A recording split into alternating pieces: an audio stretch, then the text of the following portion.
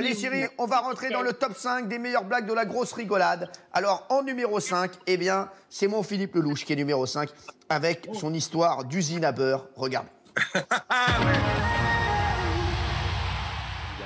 C'est deux copains qui se rencontrent, il y en a un qui dit à l'autre, tu vas bien? L'autre, il fait extrêmement bien. Il dit, dans 2 mois, je suis milliardaire. Je fais, mais, ah bon, et pourquoi? Il dit, parce que j'ai inventé un procédé révolutionnaire et là, le monde entier est en train de se l'arracher. C'est à la fois écolo, c'est vraiment de l'entreprise 2.0. Tout ça, lui dit, ah bon, mais il dit, c'est quoi? Il dit, j'ai trouvé le moyen de transformer la merde en beurre. Qu'est-ce que c'est que ces conneries? Il dit, l'usine est à 2 km. Je t'emmène? L'autre, il dit, bah ouais, je veux bien voir ça. Il arrive, un truc sur 5 hectares. On a fait poli, un truc sublime. Il rentre, il voit un truc, il dit, bon, bah là, tu vois, là, la première machine, bon, bah c'est la cuve à merde. Là, ça passe dans un premier tuyau, première transformation. Là, évidemment, à 2 km là-bas, tu vois, c'est la deuxième transformation. Ici, il y a le conditionnement. Et arrive devant eux une motte de beurre. Je fais, c'est incroyable. Ah, il fait, il dit, c'est bon? Bah, il dit, goûte. Donc, il prend un bout de pain, il prend un bout de beurre, et il étale, il donne à son pote, le pote prend, il fait... Et ça a quand même un goût de merde, hein. Il fait, ah bah oui. C'est que mon deuxième spectacle... Je peux la voir 1000 fois, celle-là. Celle-là, on peut la voir 1000 fois. Qu'est-ce qu'il y a, mon Jean-Marie? Je disais, mon deuxième spectacle s'appelait « Oh ben oui » à cause de cette blague. Eh ben voilà, elle est magnifique, celle-là. Mon Philippe, tu nous as régalé, je te jure. Ah oui. Ok, on l'adore. Alors, on va rentrer dans le top 4 des meilleures blagues. Chantal, est-ce que tu penses que tu es dans le top 4? Non, il y a tellement de merveilleuses blagues, tu peux très bien raconter que non, je pense pas. Ah bah si, pour moi, tu l'aurais mérité. Grave. Mais tu n'y es pas. Si, franchement, tu l'aurais mérité, ma chérie. Alors, on va rentrer dans le top 4. En numéro 4, c'est Michel Boujna. C'était une blague qu'il a rencontrée, d'ailleurs, pas dans la grosse rigolade, mais dans la grande Darka. D'ailleurs, c'est ce qui nous a donné l'idée de créer cette émission, la grosse rigolade. Regardez, Michel Boujna. C'est parti. Ouais. Quoi? Alors, ces deux types, ils se sont pas vus depuis un certain temps. Et ils se croisent et il fait, comment tu vas? Il fait, ça va. Qu'est-ce que tu as fait ce week-end? Moi, j'étais à Deauville. Ah, tu as été à Deauville? Ouais. Dis-moi, t'as été au casino? Ouais. Comment ça s'est passé? Bon, alors je vais te le raconter.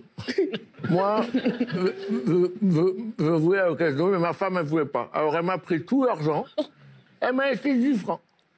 Bon, 10 francs. Qu'est-ce que tu as fait? Moi, j'ai pris les 10 francs, et ça, au casino, 10 francs, ça me fait tout ça avec 10 francs. Rien, tu veux dire, mais pas. Je lance à la roulette, j'ai tout jeté comme ça avec 10 francs, au hasard, hein, au hasard. J'ai jeté comme ça, je suis tombé sur le 8. Ah bon, sympathique, qu'est-ce qui s'est passé? 8, il est sorti. Ah, sympathique, tu as gagné 36 fois 10 francs. Ouais. Qu'est-ce que tu as fait? J'ai pris tout, j'ai mis sur le 8. Tu es fou, quoi, 2 fois? Oui. Qu'est-ce qui s'est passé? 8, il est sorti. Ah, c'est rigolo. Ouais, c'est quoi? Un petit tas. Qu'est-ce que tu as fait? Tu es parti? Non, j'ai tout pris, toi, le petit comme ça. J'ai poussé sur le 8. Tu as perdu? Non, le 8, il est sorti. Je peux la faire durer 3 jours. Hein.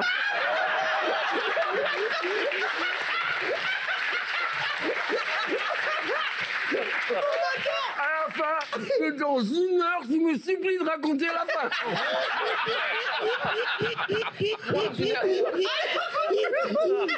Le directeur du casino en larmes, il dit en larmes, il tout révèle. Il y en a beaucoup, vraiment beaucoup. Qu'est-ce que ça fait? Moi, combien il y avait au départ?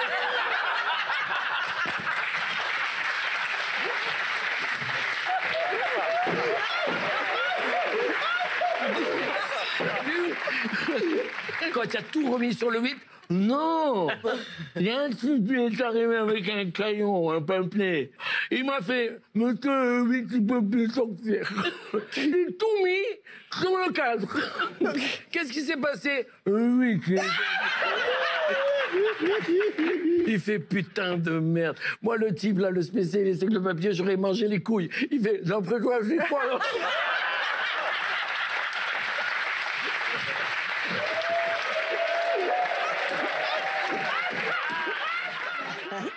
Celle-là est exceptionnelle, je vous jure, c'est cette blague qui nous a donné l'idée de faire la grosse rigolade. Voilà, elle était numéro 4. Les chéris, ce que je propose, c'est qu'on se retrouve dans un instant avec le top 3 des meilleures blagues de la grosse rigolade. Ouais, Et mais ce que je Cyril, propose... il n'y a pas de suspense, c'est moi qui vais gagner. Bah oui, on sait. Et ce que je propose, c'est que chacun en raconte une petite juste après, là. Pour, voilà, pour le kiff, comme ça. Voilà, vous savez quoi, comme ça. Allez, en after, d'accord, on se fait ça? D'accord. Allez, ça va. Alors, les chéris, on va se retrouver dans un instant, mais on vient de me dire, en fait, finalement, il n'y a pas de pub. Voilà, on s'en fout, ils s'en foutent. C'est mieux. Hein, il y a de la pub ou pas, les chéris? On est en direct, hein, dites-nous tout. Ah, sans rigoler, c'est magnifique, parce qu'on veut faire gagner de l'argent assez vite, donc en cette période difficile, et on vient de me dire dans l'oreille, non, on n'envoie pas de pub, ça les fout dans la merde. Bon, bah, très bien. Bon, bah, si ça les fout dans la merde, bah, les mecs... Cyril, C'est pour ça que j'aime cette chaîne. C'est la seule chaîne, mon frère, qui dit non, n'envoie pas de pub, ça nous fout dans la merde. Sans rigoler, c'est exceptionnel, mon frère. C'est la meilleure blague de la soirée, mon frère. On veut faire une pub, ils ont dit non. Ils ont dit non. Non, bah, ça nous fout dans la merde, laisse tomber. Vous n'avez pas entendu ce qu'il vient de dire à Chantal, là. C'est magnifique. Qu'est-ce que t'as, Jean-Marie, je rappelle que l'abus d'alcool est dangereux pour la santé. J'ai dit Oui. à Chantal, éloigne-toi de ton téléphone parce que t'as le nez de Boudère. Oh non, c'est méchant. C'est pas grave, ça passe. Alors, pub ou pas pub? Ah oui, ça, ma chérie. Pub ou pas pub? pas de pub, bien, je te raconte une blague. Et ils viennent de me redire, écoutez, hein, chez vous aussi, non, vraiment pas de pub, ça les fout vraiment dans la merde. Donc, ouais, je sais pas. Bon, qu'est-ce que je te dis? Tant pis, allez, Écoute, c'est tant un pis. mec, Cyril, c'est Ouais. un mec qui est en boîte de nuit. Ouais, De loin, il voit une fille, une bombe atomique. ouais. Elle lui plaît. C'est-à-dire, alors lui, il va, il traverse toute la boîte, il commence un peu à danser avec elle. Et là, il s'aperçoit qu'elle pue, mais t'as jamais vu quelqu'un puer. Elle pue, elle a un chat mort dans la gorge. Elle pue, je sais pas comment t'expliquer. Elle pue. Il dit, excusez-moi, c'est quoi votre parfum? La fille, elle lui dit, les 3 chats. Il dit, ah ben, je crois qu'il y en a un des 3 qui est mort.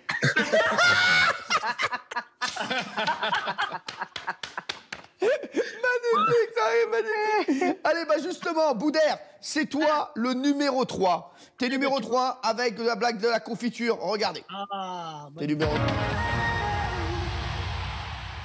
C'est un petit garçon, sa mère, elle lui dit, va nous acheter de la confiture. Pénurie de confiture dans le quartier.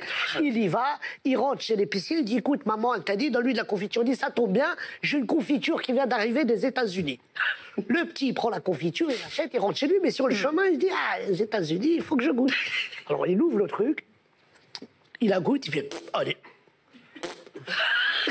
Il n'arrive pas à parler, il arrive chez sa mère, Dieu, maman, j'ai ouvert la confiture, et maman, quand je parle, ça fait ça. Sa mère, elle dit, mais c'est pas possible, donne-moi le pot. Elle prend le pot, elle dit, mais c'est... Oh l'enfoiré. C'est un truc de fou. Le père, il sort. Mais qu'est-ce que c'est quoi ce bordel? Le petit, il a fait acheter la confiture, et maintenant, on parle, ça fait ça. Le père, il prend le pot, il dit, mais c'est pas possible, cette famille. Oh l'enculé. C'est pas possible. Il part énervé chez l'épicier. Vous m'avez vendu une confiture qui marche pas. L'épicier lui dit, écoute, moi j'en ai rien à foutre. Si t'es pas content, on va au commissariat. Ok, j'irai, vous allez voir. Il y va sur le chemin, il connaît pas le chemin pour aller au commissariat. Il croise un mec, il dit, excusez-moi. Le commissariat, parce que je viens de manger un pot et l'autre, il fait...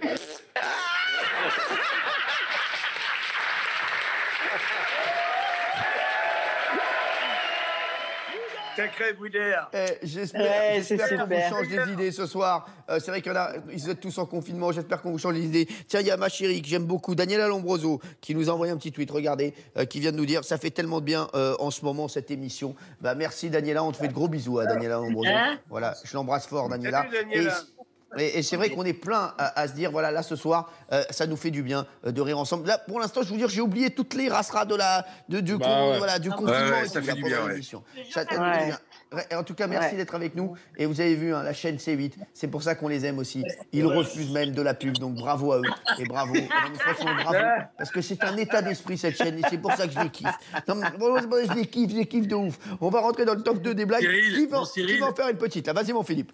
Non, moi je voulais pas faire. Je pensais à un truc tout bête, mais ce que tout le monde fait en ce moment, mais je crois que c'est bien de le faire. Est-ce que cette soirée, on pourrait pas la dédier à tout le personnel soignant en France? Oui. On espère. Ils n'ont pas le temps de le regarder, je pense, malheureusement. Mais c'est vrai qu'ils font un travail formidable. On leur fait d'énormes bisous. Et heureusement qu'ils sont là. Oui, mon chéri. On s'est mis à la fenêtre à 8h. Mais Ouais. tout le monde, mais on habite en face du qui est fermé. Donc on a applaudi comme des cons et il n'y avait personne en face de nous. Mais c'est pas grave.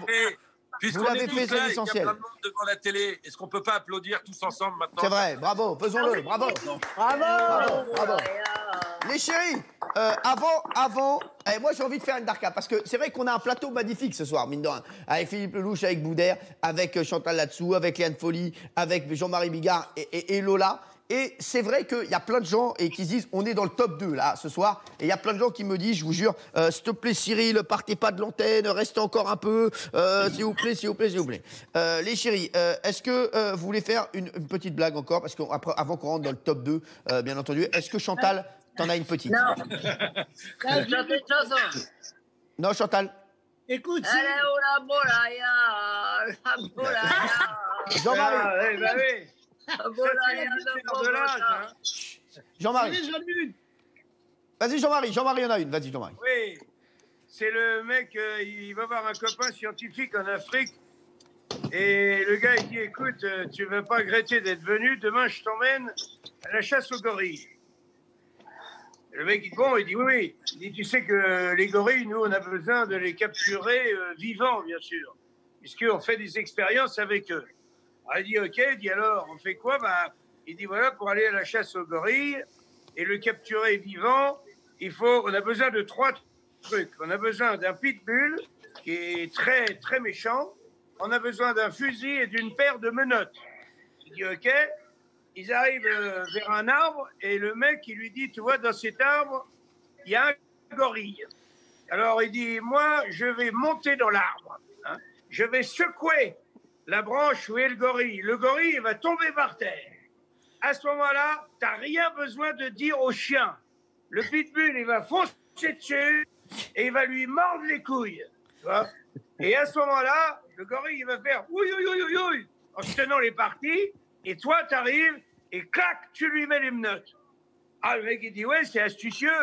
Il dit, et le fusil, il sert à quoi? L'autre, il dit, alors, le fusil, si c'est moi qui tombe de l'arbre, tu prends le fusil, tu tues le chien.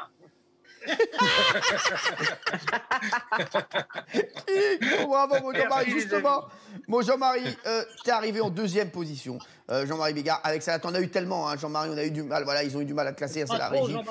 Regardez, c'est parti, c'est le patron, c'est Jean-Marie Bigard. C'est un routier. Je me mets là, pardon, hein, faire un peu d'ombre. Mais j'adore. C'est un routier, comme ça, sur l'autoroute, il roule d'un coup, il voit un petit nain rouge en plein milieu de la route. Il a...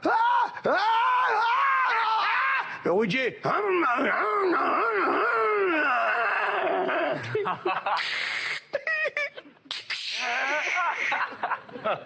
Il baisse la vitre. Il dit, qu'est-ce qui vous arrive? Un petit nain rouge, il dit, j'ai ma voiture qui a glissé dans le fossé. Je sais plus quoi faire, je vais au mariage de mon beau-frère. Je peux pas être en retard. Il dit, le routier dit, attendez. J'ai un treuil à l'arrière, il n'y a pas de souci. Il gare avec le camion, il accroche la voiture du petit nain rouge. La voiture sort du fossé. Et le petit nain lui dit, vous êtes formidable, franchement, je sais pas quoi faire pour vous remercier. Vous avez été tellement gentil. Le routier, il dit, ça va. On est sur la route, on s'entraide, c'est tout. Non, mais il dit, je peux pas vous laisser partir comme ça. Si vous voulez, par exemple, j'aurais pu vous sucer la bite. Je le savais que ça allait partir quelque part. J'ai failli lui dire, tu veux que je fasse le nœud? Routier.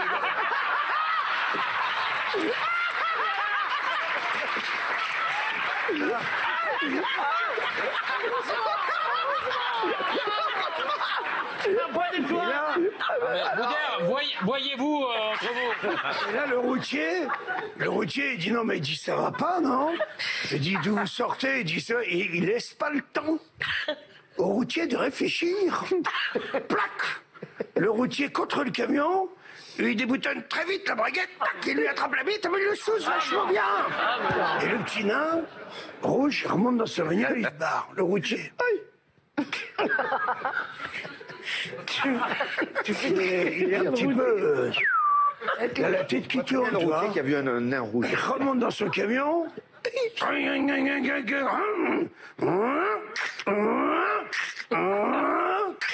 20 kilomètres plus loin, il y a un petit nain. Boudère, tu veux le faire? Si. Plein milieu de la route. Ok.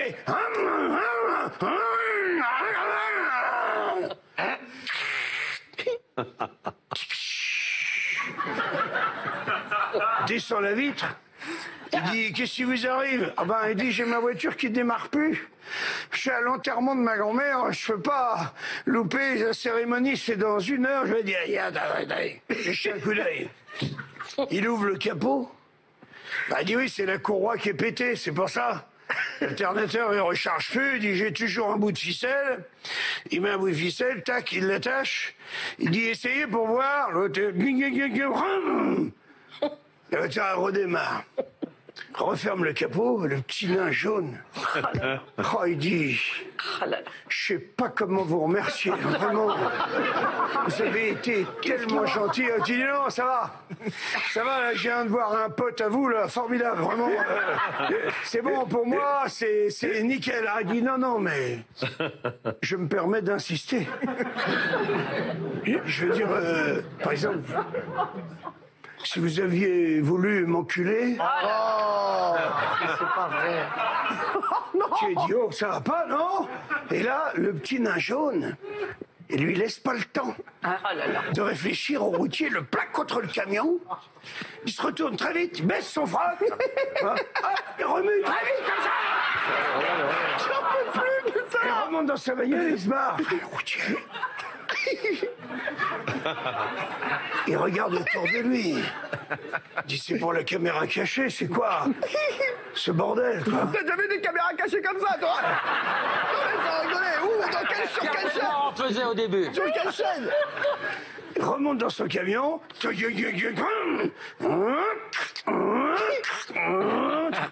20 kilomètres plus loin. Et quoi se passe partout? Un petit nain bleu. C'est fini.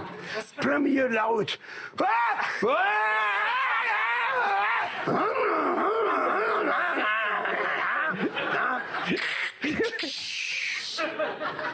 Là, il baisse sa vis, il dit, bon, alors, qu'est-ce que tu veux, toi? Tu veux me sucer ou tu veux que je t'encule? Gendarmerie nationale.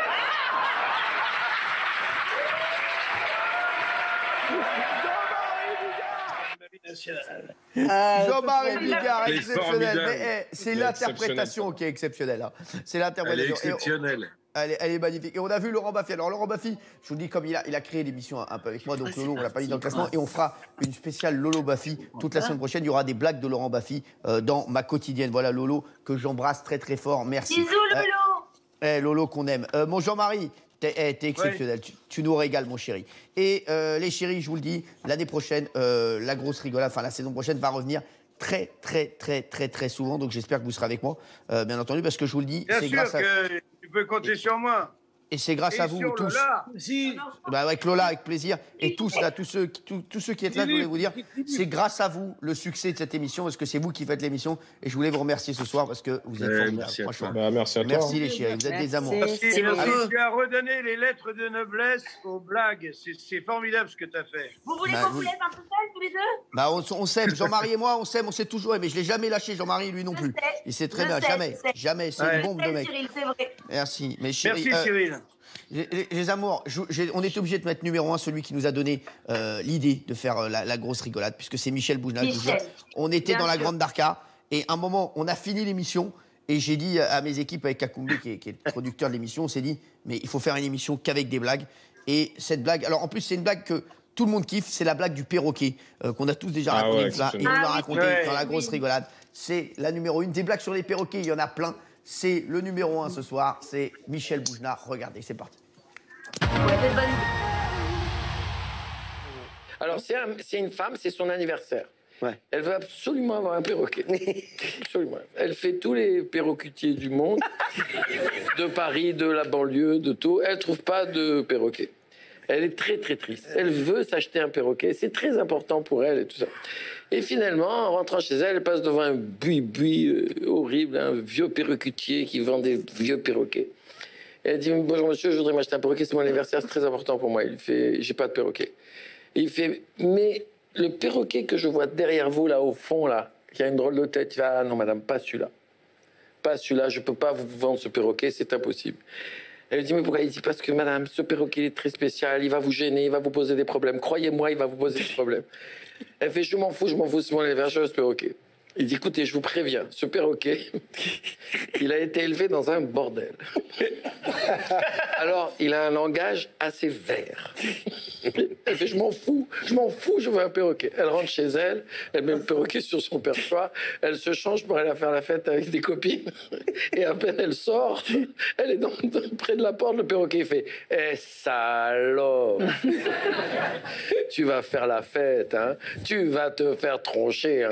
Elle est un peu vexée, mais elle s'en fout, elle est contente, elle a son perroquet, elle s'en va, elle revient à 4h du matin, et lui, il est là, il fait, espèce de salope, alors comment ça s'est passé? Tu t'es fait déglinguer par combien de mecs? S'en fout, elle se couche le lendemain, elle va pour prendre le petit déjeuner, elle arrive, il fait, alors la pute, elle a bien dormi?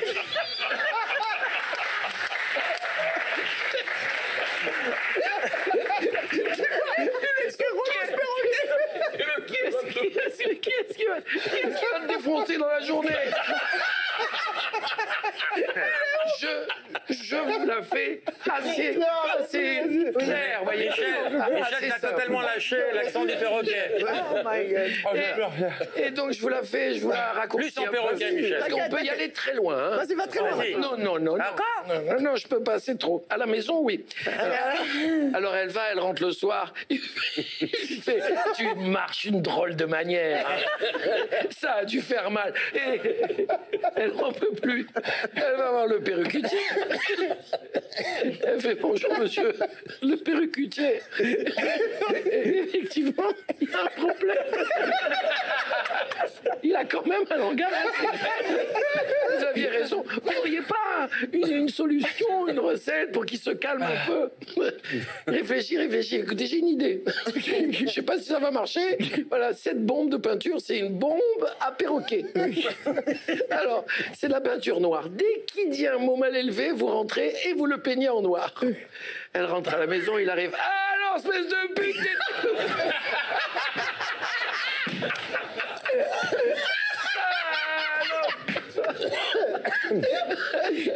Comment ça s'est passé? Elle prend la bombe de peinture. Il est noir. Et à ce moment-là, il dit plus rien. Elle sort le soir, elle revient à 4h du matin, il dit rien. Le matin, il dit rien. L'après-midi, il dit rien. Au bout de 2 jours, elle regarde, elle fait, alors, espèce de petit con, là, de connard. Tu la fermes ta gueule, hein. Et là, il regarde, il fait, quand je suis en smoke, je parle pas aux putes.